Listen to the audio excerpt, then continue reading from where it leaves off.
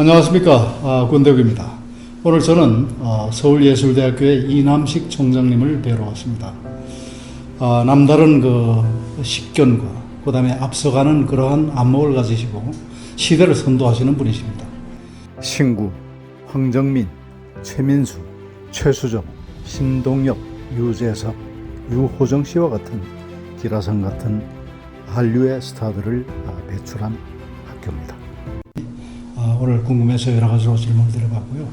그 결과 우리 대한민국의 장래가 굉장히 밝다는 거, 그리고 또 세계를 지금 풍미하고 있는 우리 한류의 기본적인 그 보고가 이 서울예술대학교라는 것을 다시 한번 느낍니다. 함께 만나보시겠습니다. 안산에 소재한 서울예술대학교를 찾아갑니다. 통제가 많이 되고 있는 이런 상황이네요. 서울예술대학교 안산 캠퍼스 예쁘게 보입니다. 이따가 뭐 자세히 또 설명을 더 듣겠지만은 아마 설립자신가 보네. 보자. 유치진 선생님 좋을까? 감사합니다. 네. 알겠습니다. 정중한 안내를 받고 총장실에 도착했습니다.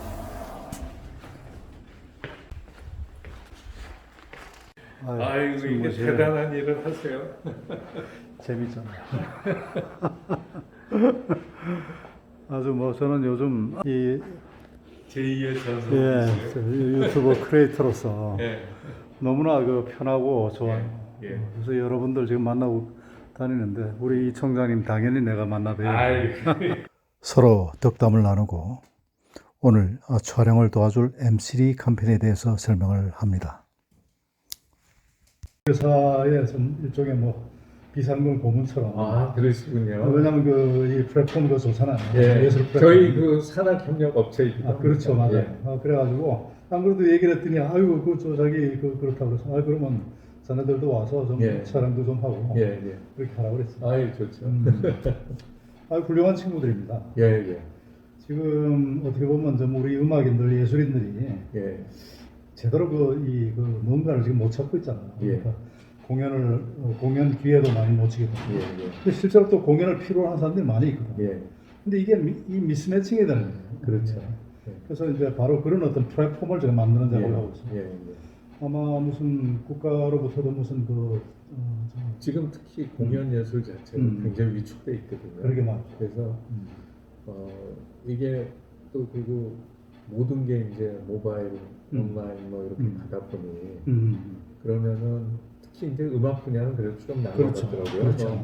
시연장 협회라고 있어가지고 그쪽에서 직업을 한 번 갖는다든지 또는 한 전공으로 평생을 지낸다는 건 불가능한 시대가 되지 않았습니까? 그렇죠. 그렇기 때문에 대학에서도 이제는 굉장히 다양한 교육 과정을 만들어서 평생 교육을 지원할 수 있는 기관이 되어야 된다. 그래서 아주 단기 과정, 그 다음에 뭐 그 전문 학사처럼 2년이나 3년 과정, 또 그 다음에 학사학위 과정, 또 전문 기술 석사 해서 굉장히 유연하고도 다양한 교육 체계를 가져가는 게 앞으로 미래의 방향입니다. 그렇죠. 그래서 지금 휴넷에서 하시는 일들이 바로 이제 그런 부분이고, 그래서 저희도 이렇게 좀 함께 할 수 있는 부분들이 많지 않을까 생각을 합니다. 그나저나 우리 그 총장님은 그러니까 전주대 거치셔가지고 처음 그 총장을 하신 것은 어디신가요? 저는 이제 서울대학교 농과대학을 졸업하고 대학원은 카이스트의 산업공학과로 진학을 했습니다. 그래서 거기서 박사학위를 마치고 첫 번째 직장 생활은 미국에서 했었습니다. 그러셨구나. 그래서 2년간 미국의 미시간 대학의 트랜스포테이션 리서치 인스티튜트라는 곳에서 일하다가 그 다음에 귀국해서는 4년간 한국표준과학기술연구원 거기에 재직을 했었고요. 그러셨구나. 그 이후에 이제 대학으로 와서 한성대학교에서 시작을 해서 국제디자인대학원 대학교라는 곳에서는 한 7년간 또 부총장으로 지냈었고요. 그 이후에 이제 전주대학교, 가셨고. 그다음에 서울과학종합대학원대학교, 맞아. 그다음에 개원예술대학교. 서울종합과학원대학교가 아시스트라고 예, 그러죠? 어시스트. 어시스트. 예, 어시스트. 예, 예. 그 윤은기 원장도 거기 그 후임으로 제가 후임으로 갔었죠. 오셨고. 아, 그러셨구나. 예, 예. 어떻습니까? 일반 다시 말하면 일반 대학들인데 물론 예. 디자인 대학 같은 것은 좀 특수대학원이라고 할 수 예, 있어도 예, 예술대학원이에요. 예, 예.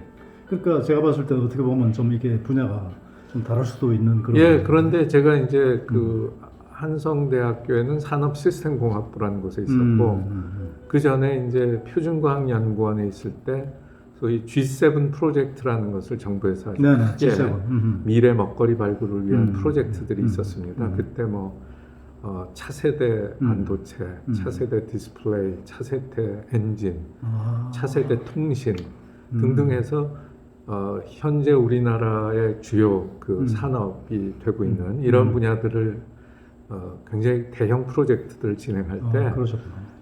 그때 감성공학기술 개발이라는 좀 감성공학 기술. 예. 예. 그때로서는 조금 생소한 어찌 보면은 다 하드웨어를 개발할 때 소프트웨어적인 네. 어떻게 하면 우리가 그 좀 더 그 우리의 그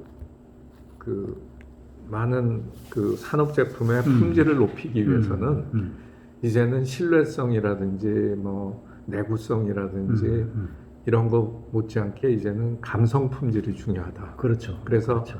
보다품을 만들기 위해서는 우리가 한 발 앞선 기술 개발이 필요하다. 그렇게 해서 그 당시에 뭐 우리나라의 대기업들의 뭐 디자인 파트라든지 이런 쪽하고 이제 그 일을 했던 그런 인연으로 인해서 그러시구나. 디자인 학교에 오래 재직을 했고 그러니까 전혀 뭐 이쪽 예. 서울예대의 각 부분하고도 전혀 무관한 것은 지금 아니네요. 그죠? 예, 서울예대 오기 전에 또 개원예술대학 네, 맞다. 개원예술대학교 하셨구나. 예. 어떻습니까? 지금 여기 오신 지 한 얼마 되셨나요? 지금 1년 반 정도 됐습니다. 제가 듣기로도 굉장히 새로운 비전 그런 걸로 굉장히 학교가 굉장히 활성화되는 것 같은데. 뭐 그렇게 봐주시면 감사하지만 뭐 서울예술대학교는 워낙에 유명하고 우수한 대학이고 네. 역사도 올해로 58년이 됐습니다. 그렇게 됐어요? 예, 58년씩이나? 1962년에 개교해서 예. 이제 내후년에는 환갑을 맞게 되는 그러한 여기 그러면 이 설립자는 어떤 분이신가요? 설립자는 동랑 유치진 선생님이시고요. 시인이시잖아요? 아니요. 그분 연극인이시죠. 연극이. 예. 그러시구나. 그래서 초대 국립극장장도 역임하셨고 들어오면서 보니까 그 동상이 예, 그래서 예, 어떤 관계인가 예, 싶어서. 어찌 보면은 그 우리나라 연극의 선구자이시고요. 그러시죠. 네. 또 그 남산의 드라마 센터를 네, 드라마 센터. 미국의 록펠러 재단에서 지원을 받고 사재를 털어서 네. 그 당시로선 세계에서 가장 아이고, 훌륭한 좀 극장을 훌륭하시네. 만들게 돼서 네, 네. 이제 사되시면서 그곳을 그러시구나. 예. 여기 지금 거쳐간 그 졸업생이 지금 많죠? 얼마나 됩니까? 지금 저희 졸업생이 한 4만 5천 명 정도 배출이 됐고요. 대한민국 그러니까 이제 이 생활예술이나 문화예술을 이끌고 가는 그 많은 그렇습니다. 졸업생들이 있죠. 우리 대중예술 분야에서는 리딩하는 독보적인. 그런 분들이 굉장히 많이 있습니다. 그러니까 이 학교 출신 그 대중예술로서 좀 이름이 있으신 분이 제가 뭐 듣기로도 유재석 씨도 여기 출신이라고. 뭐 오래되신 분들로는 이제 신구 선생님. 신유 선생님이 여기. 예. 어서 오십시오. 예, 오랜만이세요. 뭐 전에 또 인사 다 해서 알지? 네. 그래. 오랜만에 뵙겠습니다. 어서 와. 네, 여태까지 찍었는데 자네들이 이제 좀 찍어. 일단은 뭐 저희들이 몇 년 전에 이렇게 활발하게 활동하고 계신 분들을 뽑아봤는데 네. 지금 뭐 배우, 연예인, 가수, 방송인들이 한 746분, 그 다음에 감독, 작가, 무용, 국악, 디자이너, 성우가 289분 이외에도 광고계에도 굉장히 광고계에도요? 인사들이 많으시고요. 그래서 이렇게 다 뭐 아실만한 분들이시죠. 민지환, 반효정, 아유, 그럼요. 이호재, 전무성, 예, 이런 진짜 분들. 기라성 같은 졸업생들이 있구나. 네, 여기 뭐 김동현, 최정원 네. 보이시네요. 독고영재, 독고영재 씨. 예. 이거 참. 영화배우 하재영 씨 네, 뭐. 계시고요. 네. 길룡우, 네.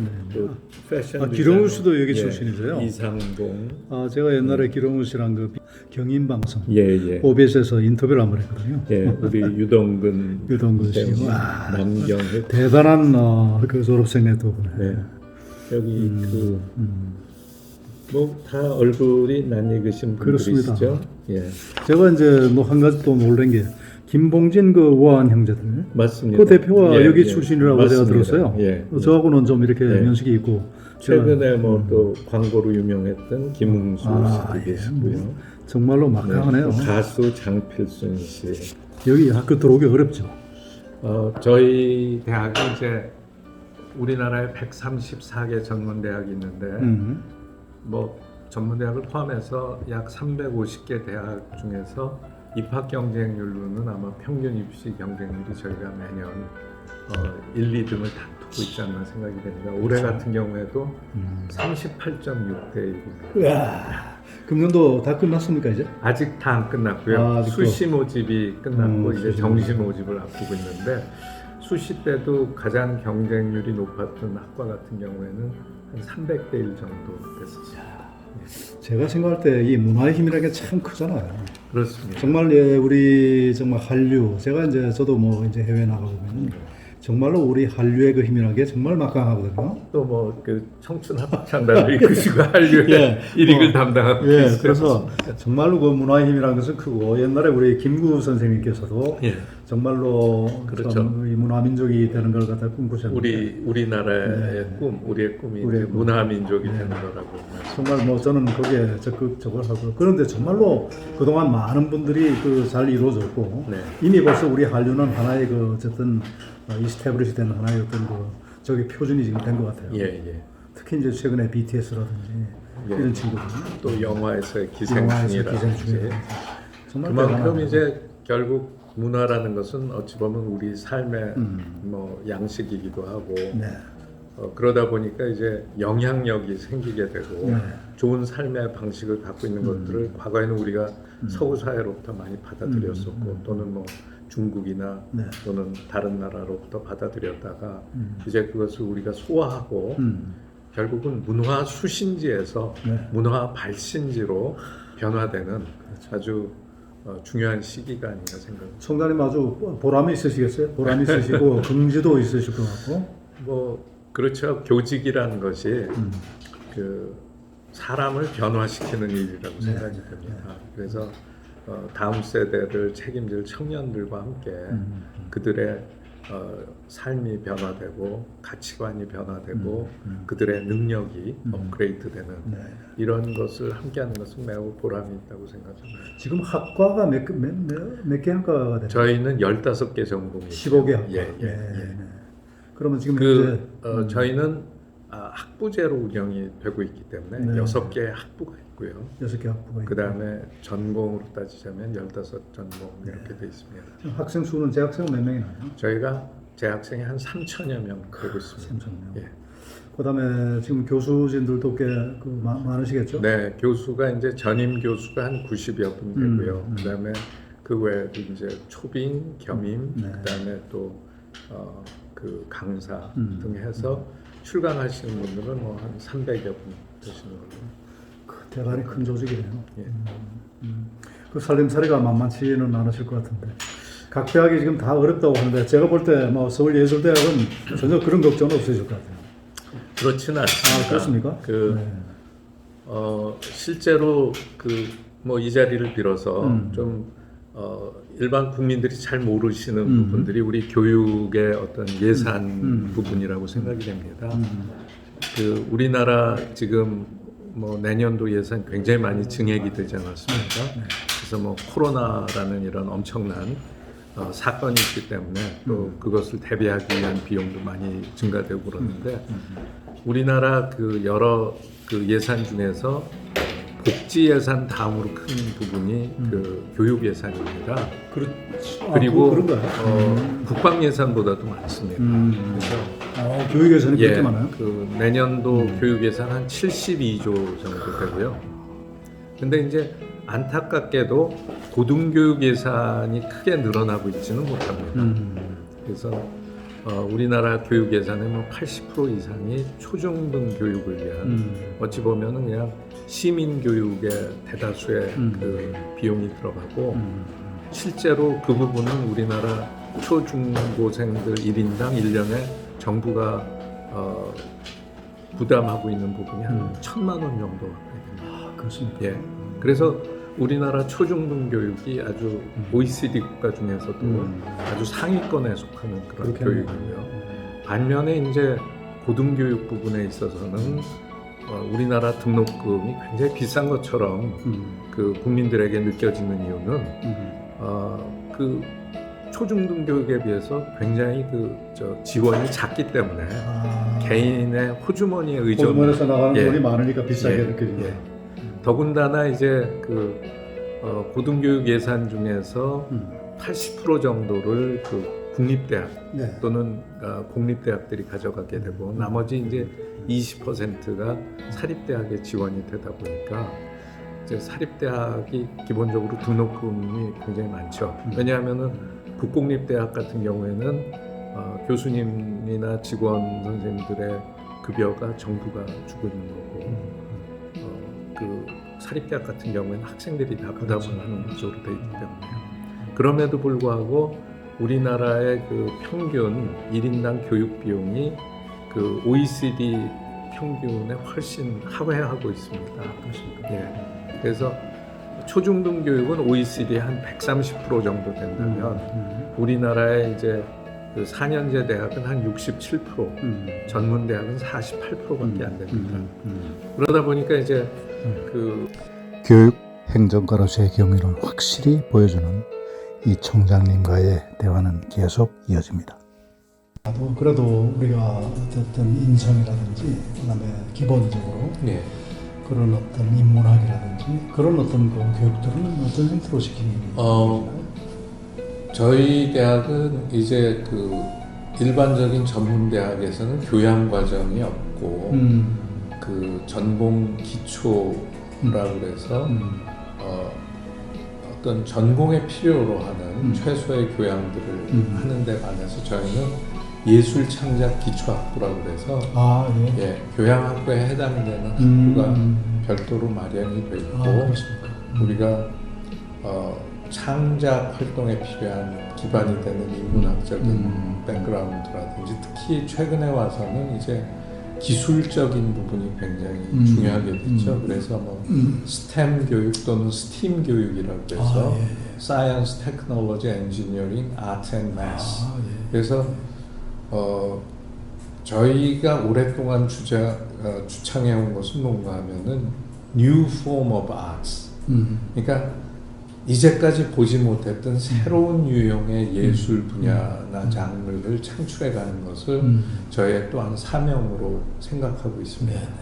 지금 새로운 기술과 새로운 미디어가 나오는 바람에 예전에 없던 새로운 유형의 장르들이 많이 나오지 않습니까? 뭐 예를 들면 웹툰.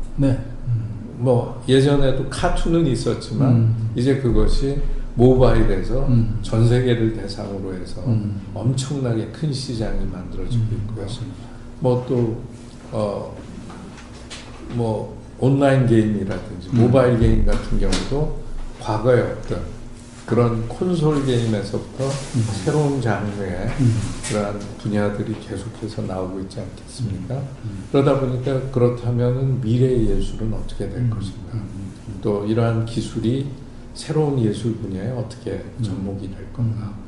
이런 것들이 아주 굉장히 그 도전을 받기 시작하는 그러한 시기이고 최근에도 이제 삼성동 그 삼성역을 주변으로 해서 뭐 미국의 타임스퀘어 마냥 굉장히 전광판이 많이 생기는데 거기에 아주 이색적인 전광판이 나오기도 했죠. 마치 어떤 유리 그 어항 안에 물결 파도가 치는 것 같은데 매우 실제적인 모습. 네네. 그런 것도 이제 어떻게 보면 새로운 형태의 미디어 아트라고 할 수가 있는 거죠. 그러네요. 그래서 진짜는 아니지만 진짜처럼 느끼게 되고 이제는 가상의 세계와 그 다음에 소위 그 가상현실이나 증강현실 이러한 것들이 이제는 아주 보편화되면서 또 새로운 세계와 새로운 미디어 안에서의 그 여러 가지 컨텐츠들이 나오게 됩니다. 또 뿐만 아니라 영상을 찍거나 촬영하는 방식도 이제는 드론이 보편화돼서 이제 굉장히 자유로운 각도에서 이렇게 아주 전체를 조망하면서 예전에 찍을 수 없었던 그런 영상들이 이제 많이 찍힐 수가 있게 되니까요. 그런 면에서는 확실히 우리 그 이남식 총장님께서 여기 잘 오시고 AI라든지 또는 VR이라든지 그런 부분에 대한 어떤 평소에 그 공부를 또 많이 하셨고 또 조예가 깊으시기 때문에 예술대학에 잘 접목되면은 정말로 제가 봤을 때 그렇습니다. 우리나라가 여러 면에서 물론 경쟁력이 있고 없고 하지만 예술 분야에서만은 단연코 세계적인 경쟁력을 갖고 있다고 생각하거든요. 예, 그 우리 그 국민적인 소질이랄까 탤런트가 분명히 있습니다. 분명히 있습니다. 그래서 뭐 예전에 위지 동이전에도 가물을 즐기는 민족으로 이렇게 소개가 됐던 것이 예. 무관하지 않다고 생각이 되고요. 그래서 특히 뭐 그 클래식 발레에서도 우리나라 무용수들이 세계적인 컬투에서도 우승하고 또 뭐 세계적인 또 그런 무용단에서 뭐 프리마도나도 하고 그런 걸 볼 때 분명히 이제 우리 민족의 그런 어떤 특성이 있다고 생각이 됩니다. 제가 이제 왜 그걸 느끼느냐면 저도 이제 청춘합창단을 이제 운영을 오랫동안 했잖아요.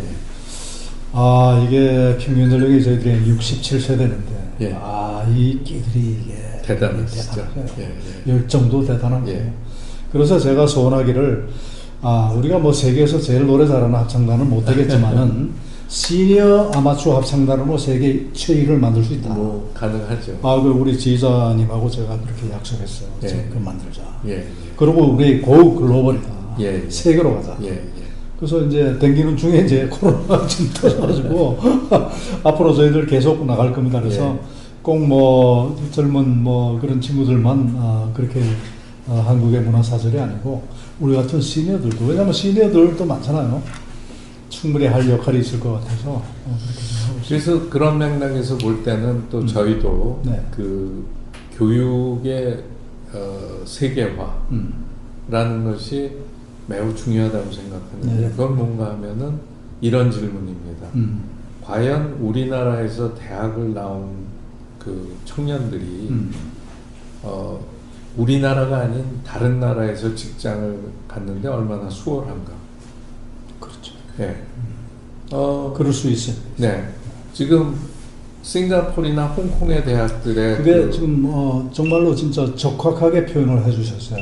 우리 학생들의 경쟁력은 뭐 무슨 여러 가지 뭐 크레덴셜이 있겠지만은 그보다는 우리 학생들이 외국 회사에 나가서 취업해서 얼마나 잘 적응할 수 있느냐 이 척도로 따지면 되겠네요. 자, 뭐 많은 변화가 있습니다. 지금 구글이나 애플이나 이런데 우리나라의 졸업생들이 바로 취업하게 되는 케이스가 굉장히 많습니다. 그러니까 우리나라의 우수 학생들이 오히려 실리콘밸리에 많이 취업하는 그런 일들이 벌어지고 있을 뿐만 아니라 전 세계 유수한 자동차 회사의 우수 디자이너가 전부 한국 사람. 한국 사람들이 많습니다. 제가요 조금 아까 어저께 홍수환 선수를 인터뷰를 했어요. 뭐 저하고는 이제 그 중고등학교 동기 동창이죠. 그렇지만 뭐 사회에 나와서 자주 만나지 못하고 그저 뭐 서로 이렇게 알고 있었을 뿐인데 저는 정말 놀랐어요. 그 친구는 단순한 권투 선수가 아니에요. 그럼요. 정말 위트 있고 그다음에 인사이트 있고 유머도 있고 훌륭한 스피커입니다. 그래서 이제 코로나로 사람들이 다 지금 힘들고 좀 이렇게 희망을 좀 줘봐라. 이거 뜨려는데 그 친구 정말 얘기를 들으니까 힘이 번쩍번쩍 나는 것 같아요. 뭐 충분히 이제 그 우리가 희망적인 부분이 너무 많죠. 그래서 그 친구하고도 이제 얘기를 했는데 우리 대한민국 결코 그러니까 사람들이 이제 그래요. 보면 이제 나이 좀 드신 분들이 망한다. 이게 나라가 안 망하는 게 이상하다. 뭐 이러고 지금 그러는데 저는 이제 그분들을 이제 볼 때마다 어떤 생각을 하냐면 저분들이 정말 세상을 너무 모르시는구나. 예. 젊은 사람들을 몇 명이라도 좀 이렇게 만나보고 예. 그러면 그런 생각을 안 할 텐데 대한민국 저력이 있는 나라입니다. 그럼요. 네. 그 저력을 만들어낸 가장 큰 원동력 중에 하나가 저는 교육이라고 생각합니다. 교육의 힘이죠. 사실 우리 사회에서 우리 교육계에 대해서 많은 비판이 있고 또 많은 불만이 가장 많은 부분 중에 하나가 그렇죠. 교육 아니겠습니까? 그렇죠. 그럼에도 불구하고 우리나라 교육은 그래도 가성비가 제일 좋은 교육이 그렇죠. 아닌가. 그렇죠. 그래서 뭐 요사이 그 외국 대학들 같은 경우에 미국 같은 경우에 보통 뭐 1년에 그 등록금이 5만 불, 6만 불 맞아요. 보통 하고 있는데 우리나라는 뭐 한 아직도 7천 불 수준이란 말이죠. 그것도 지금 비싸다고. 예. 그랬을 때 10분의 1의 등록금으로 맞아요. 이 정도의 교육을 할 수 있다는 것은 굉장히 탁월한 것이 아닌가. 그리고 이 전 국민의 교육의 수준이라든지 또 이런 것들이 교육을 많이 받다 보니까 기대치가 굉장히 높아져 있는 거죠. 그렇죠. 그래서 우리의 기대치와 현재 상황과의 미스매치일 뿐이지. 맞습니다. 이것이 총체적으로 우리가 잘못된 것이 아니고 네. 그래도 전 세계적으로 새로운 기술이 나왔을 때 테스트 베드, 테스트 해볼 수 있는 국가는 한국이 제일 네. 앞선 나라가 아닌가. 그래서 뭐 어쨌든 수많은 IT 기술들, 모바일 기술 이런 것들이 우리나라가 가장 테스트하기에 좋은 나라인 것이 워낙 좁은데 인프라도 잘 돼 있고 그렇죠. 이것을 사용할 수 있는 사람들이 5천만 명이나 되는 이런 곳을 어디서도 찾을 수가 없기 때문에 맞습니다. 정말로 희망을 잃지 말고 가져야죠. 저도 같은 생각이에요. 우리가 워낙 압축적으로 고도 성장을 하다 보니까 저는 모든 어떤 역사의 발전 과정은 하나도 스킵되지 않는다고 지금 이런 사람이거든요. 다만 어떻게 그걸 갖다가 압축해서 견뎌갈 뿐이냐 이건데. 그러니까 지금 방금 말씀하셨지만 우리 교육 수준이 너무 높고 기대치도 굉장히 높은데 현실은 그렇지 이제 못한 부분이 있으니까 과도하게 우리가 반응하고 과도하게 비판적이고 이런 부분이 분명히 있는 것 같아요. 그래서 뭐 이미 뭐 국가적으로도 많은 노력을 하고 있고 다 알고 있는 얘기는 합니다만은 사실 우리에게 커다란 위협 요소 중에 하나가 저출산 아니겠습니까? 네. 그래서 심지어 뭐 그 결국은 출산율이 1명 이하가 된다는 것은 줄어든다. 예, 인구가 뭐 줄어들고 있는 거고 그 한 사람이 그 확대 재생산을 못하게 되는 걸 의미하는 거 아니겠습니까? 그러다 보니까 이제 결국은 그 어느 정도는 그 인구가 있어야 모든 소비도 일어나고 경제가 돌아갈 텐데 일본 같은 경우에도 청년 인구가 급감함에 따라서 많은 기업들이 문을 닫는 이유가 도저히 직원을 그 새로이 뽑을 수가 없고 있던 분들은 전부 이제 연세가 많아서 이제 회사 문을 닫을 수밖에 없다. 그래서 심지어 최근에는 일본에서 아예 한국의 대학들하고 계약을 해서 그 특히 일본 규슈 지방 같은 경우에는 한국 학생들을 1년에 뭐 수백 명씩 데려갑니다. 아예 일본 분들이 와서 일본어로 여기서 교육 과정을 마칩니다. 그리고 졸업과 동시에 취업이 됩니다. 일본에. 예. 이제 이게 뭐 남의 나라 이야기가 아니고 우리나라가 지금 그러한 상황에 이제 돌입하고 있거든요. 그래서 그러한 부분과 또 한 가지는 이제 이 소위 디지털 디바이드. 그래서 이 디지털 시대라는 것은 1등만 살아남게 되고 격차가 훨씬 더 커지지 않습니까? 그렇죠. 속도가 굉장히 빨라지고 지금 코로나 이후에 큰 변화는 우리나라 10대 기업 중에 네이버와 카카오가 진입을 하게 된 것이죠. 그렇지. 예. 그리고 앞으로 뭐 그 모든 상거래에 있어서 두 회사를 빼고 할 수가 없을 정도가 된 것입니다.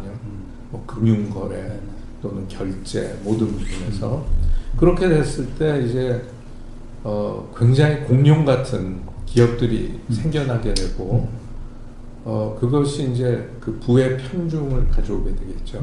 그러니까 이제 이 새로운 그 디지털 트랜스포메이션 이후에 결국은 데이터가 굉장히 가치가 있는 시대가 됐을 때 각 개인의 데이터에 대해서 어떻게 가치를 부여하는가 그리고 지나친 이 부의 편중을 다시 재분배해야 되는 그런 구조가 과연 어떻게 민주적으로 이루어질 수 있겠는가 하는 것이 아주 시급한 사회적인 현상이 아닌가 생각이 듭니다. 그래서 그것과 연계해서 보자면은 올해 아마 그 신생아가 30만 명 이하로 떨어지게 된다고 들었습니다. 그래서 한 28만 명 정도 어떻게 될 텐데요. 최근에는 우리가 카운트하지 않지만 2011년, 2년 정도까지 우리나라에서 1년의 낙태 건수를 카운트했었는데 그때 대개 어느 정도나 된다고 생각하십니까? 1년에 낙태 건수. 그 마지막 통계로 측정됐던 게 한 10만 건 정도로 기억이 납니다. 그러면 뭐 똑같은 일들이 오늘날에 이루어진다면 28만 명이 태어났는데 원래 38만 명이 태어났어야 되는데 이거는 우리가 지금 100조 이상을 집어넣어서 출산율을 높이겠다고 노력을 하고 있는데 최근에는 이 결국은 여성의 어떤 임신 중단권 뭐 이런 부분이 너무 과도하게 될 경우에 과연 이게 출산율이 이렇게 낮은 이유 중에는 분명히 우리가 이런 요인들도 있다고 봐야 되는 거 아니겠습니까? 그러니까 인위적으로 했을 때 우리가 출산율이 1 이하가 되는 유일한 전 세계 국가거든요. 그렇다면은 우리가 다른 어떤 노력보다는 이런 부분에 대해서 뭔가 사회적 합의가 조금 새롭게 이루어져야 되는 게 아닌가. 건강합시다.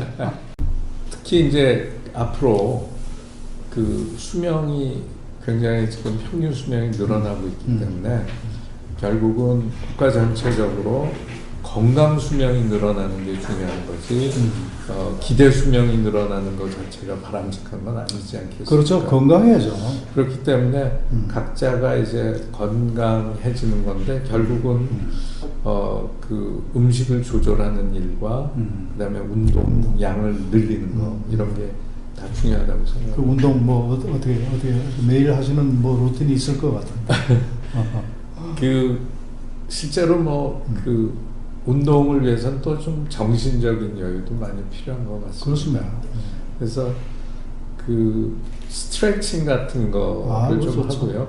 그 다음에 또 저는 좀 반신욕을 좀 자주 하는 편입니다. 그거 참 좋다 그러더라고요. 그래서 이렇게 반신욕 전용 욕조를 쓰게 되면 물을 많이 쓰지 않거든요. 그렇습니다. 이렇게 통이기 때문에.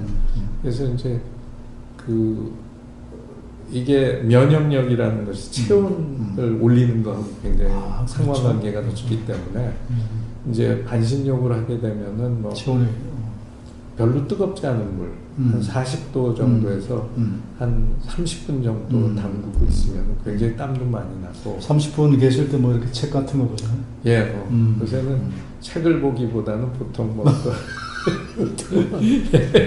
그런 걸 많이 보는데 음악을 좋아하세요?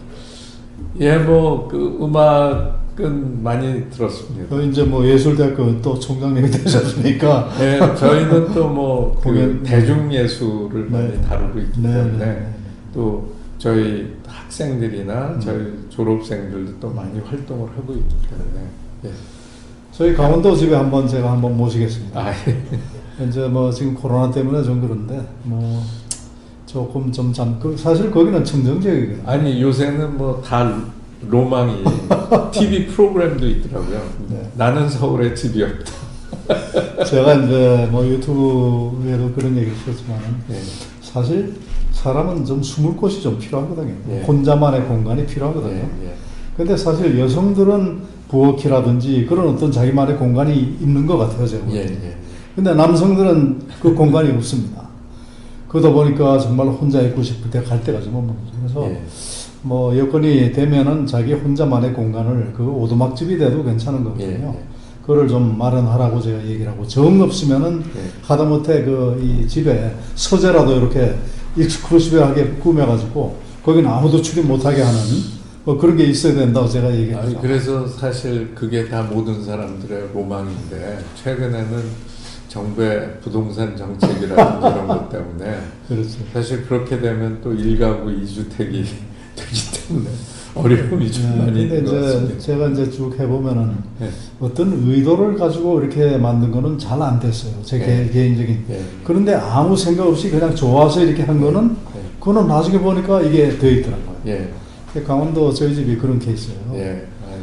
제가 이제 산막 스쿨이라고 이제 그 인생학교를 이제 나름대로 비공식적으로 혼자 이렇게 하고 있는데, 그거를 이제는 제대로 좀 틀을 좀 갖춰가지고 하기 위해서 지금 준비를 좀 하고 있습니다. 아주 그 좋은 그런 또 힐링의 장소. 그럼요. 그래서 하여튼 정말 좋으신 분들 거기 모셔가지고 좋은 얘기도 나누고 뭐 그러고 싶죠. 뭐 어쨌든 간에 참 그 유튜버로서 이제 또 과감한 변신 이제 저한테 좀 물어보시죠. 하시게 됐는데 참 또 우리 권 회장님의 그 인생 역점도 CEO만 계속 하시고 또 그다음에 또 이 청춘 합창단 또 이런 아주 굉장한 챌린지를 통해서 또 이제는 또 이렇게 유튜버로 변신하시게 되는 늘 저는 그 새로운 도전인 것 같아요. 그리고 저는 이제 지론이 죽을 때까지 건강이 허락하는 한 자기 일이 있어야 된다고 생각하거든요. 그게 없으면은 굉장히 뭐랄까 이 루스해지고 그다음에 나태해지고 그러다 보면 무너지거든요. 그래서 뭐 스트레스를 꼭 안 받아야 되는 일 말고 한데, 그게 뭐냐면 내가 좋아하는 일을 하는 겁니다. 그래서 제가 제일 부러웠던 사람이 자기가 좋아하는 일을 직업으로 만들잖아요. 그런 분들이 많이 있어요. 그래서 제가 생각해봤죠. 나는 뭘 하면 행복하고 좋은가. 그랬더니 쓰고 말하고 노래하는 걸 좋아해요. 그래서 쓰말로야. 그런데 그거를 구체적으로 표현할 수 있는 것이 유튜브다. 그래서 저는 유튜브 그 크리에이터가 된 걸 참 다행스럽게 생각합니다. 그러다 보니까 하루가 너무 박진감 있게 흘러가는 거야. 그리고 또 많은 분들을 만나실 수 있으니까. 그렇습니다. 다행스럽게도 이제 그동안 제가 많은 분들을 이제 알아왔고, 또 이렇게 해서 제가 좀 만나 뵙자 그러면 뭐 그렇게 거절 안 하고 이렇게 만나주시고, 특히 젊은 친구들을 좀 보고 싶거든요. 그건 아주 좋은 것 같습니다. 그 젊은 친구들 만나니까 참 좋은 것 같아요. 세대 간의 어떤 그 교류, 이런 것들이 저도 이제 생각해 보면은 아주 젊은 시절에 생각해 보면은 굉장히 끔찍한 나이가 됐더라고요.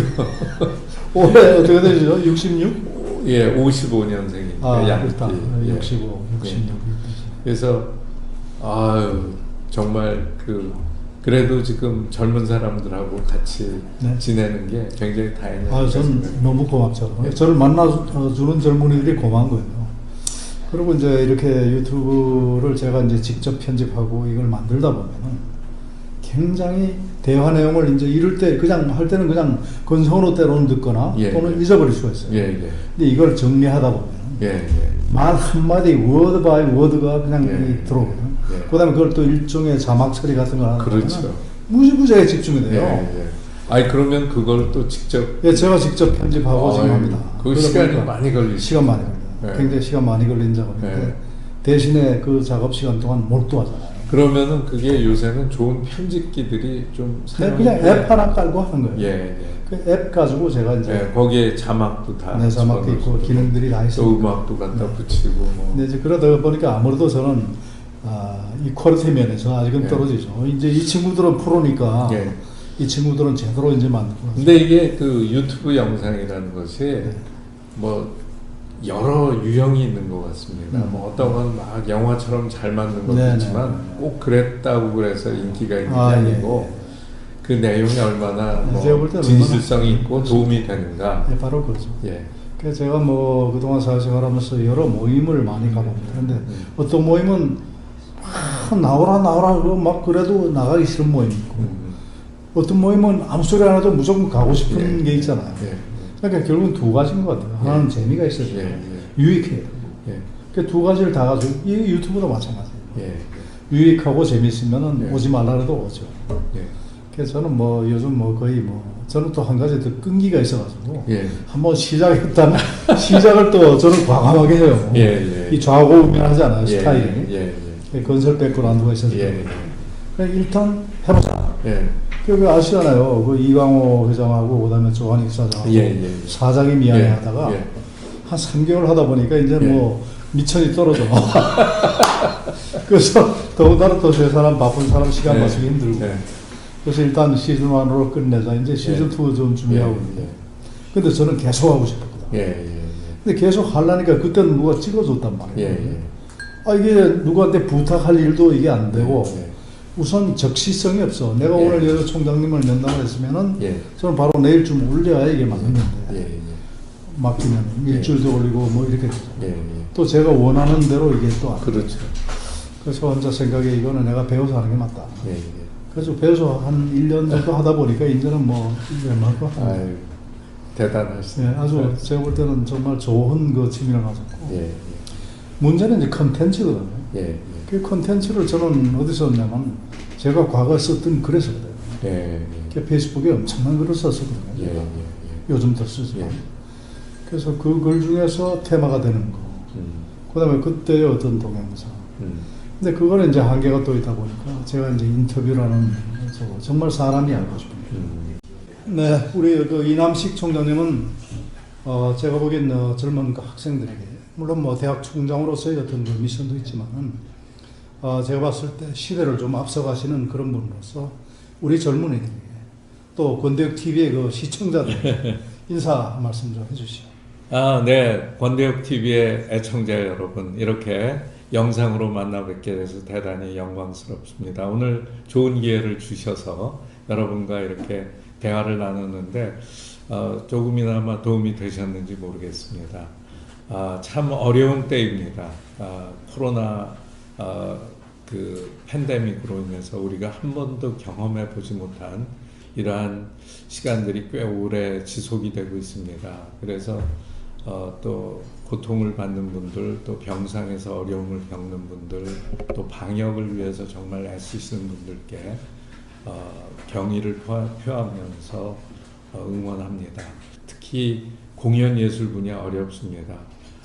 여러분들께서도 그 어려운 가운데 있는 청년들 많이 생각해 주시고 또 그들에게 조금이나마 기회가 될 수 있도록 많은 응원을 부탁드립니다. 그래서 문화예술인들에게도 정부의 또 지원과 더불어서 우리 모두가 가급적이면 앞으로는 그 많은 공연들이 초대로 이루어지고 있는데 그게 아니고 이제 그 제대로 그 뭔가 대가를 지불하고 우리가 공연 문화를 즐기는 그러한 새로운 문화가 정착되기를 바람하면서 권대역 TV를 시청하는 여러 애청자들께 다시 한번 인사드립니다. 감사합니다. 총장님과의 대화를 편집하는 과정에서 다시 한번 느꼈습니다. 한마디도 소홀히 할 수 없는, 흘려 들을 수 없는 이 나라 지성에 울림 있는 메시지였습니다. 시간 되실 때 두고두고 들으시면 많은 도움이 되실 것으로 있습니다. 권대역TV였습니다. 오늘도 행복한 하루 되십시오. 감사합니다.